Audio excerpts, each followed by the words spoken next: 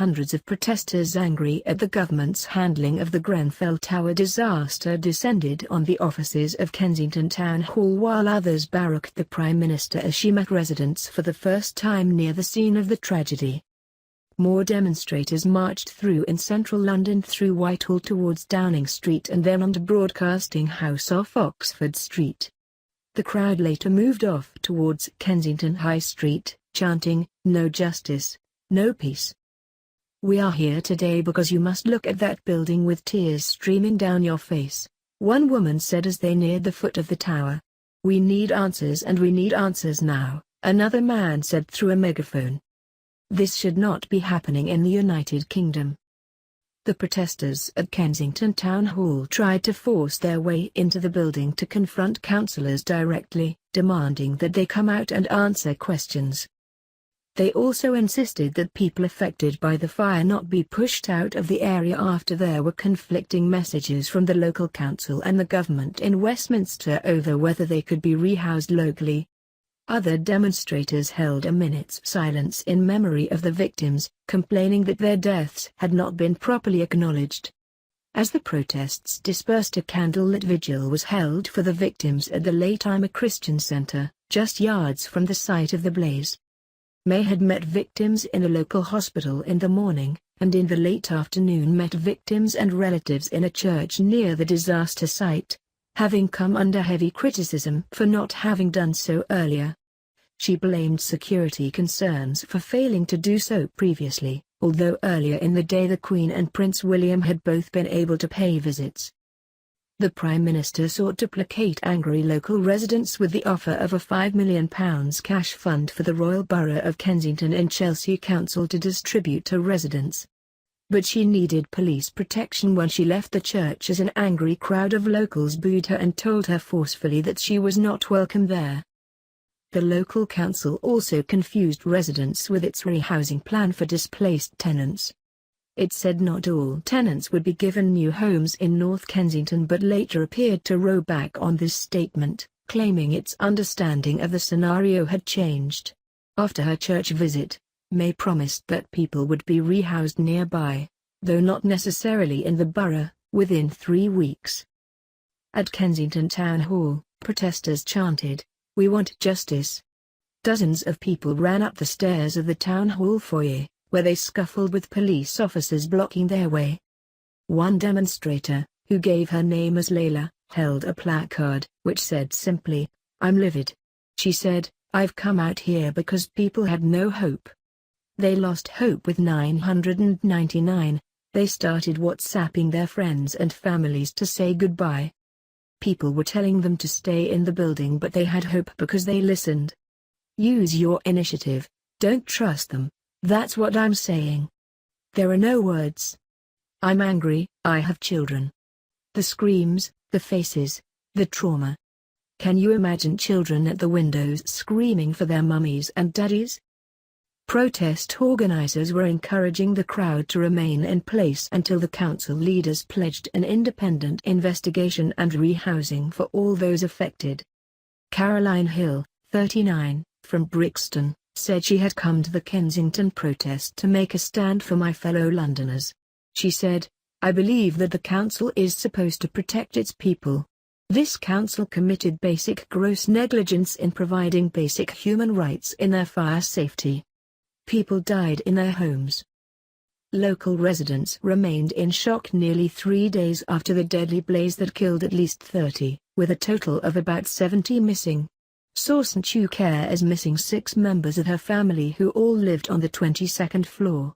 Standing at a tribute wall at Latymer Community Church, talking to as many reporters as she could, Chu Care said she was devastated and was desperate for information from the authorities, which she says has been lacking. She was missing her mother, Syria, her sister Nadia, her brother-in-law Bassem, her 14-year-old niece Mayina, her 11-year-old niece, Fatima, and her 3-year-old niece, Zainab. Chu Care also lived in the tower on the lower floor but was at a friend's home when the fire broke out. "I was panicking, shaking, when I found out," she said. "We don't have any information. No one is giving us information. We all need people to inform us. We're just hoping we get information. The only people helping are the media who are interviewing me. I'm not here to blame anyone, my main concern is my family." Chukar appeared composed, despite the circumstances. "I still have some hope," she said. Posters of her missing loved ones were among dozens being plastered on the church and other key venues around the cordon, from the Notting Hill Methodist Church to the Pig and Whistle pub, as well as the bus stops and phone boxes in between. There were emotionally charged scenes as the Queen and the Duke of Cambridge visited the Westway Sports Centre earlier in the day. Standing beneath the rumbling Westway flyover, the royals had finished meeting firefighters and police officers who responded to the inferno, when they were met with a spontaneous round of applause from onlookers. But when the clapping died down, a distraught man beckoned them to come over. "Please come here," he said. Clutching a missing appeal poster for the siblings Firdaus and Yahya, Rami Mohammed said he was a friend of the missing children's family. The Queen climbed into her car as the Prince apologized and pledged to return to the Westway Centre, which is operating as a relief centre for displaced evacuees and relatives of the missing. When the royals departed, Mohammed said he was frustrated that so many people arrived for the monarch, but it felt like his friends were being left behind. The Queen and the Prince spent about 30 minutes in the centre visiting those affected. The day after May declined to visit the area over the security concerns. Residents heckled Andrea Leadsom, the leader of the House of Commons and a former challenger for the Tory leadership, when she arrived in the area on Friday. Leadsom said, "I have come down here as leader of the House of Commons. I have had some discussions with residents today.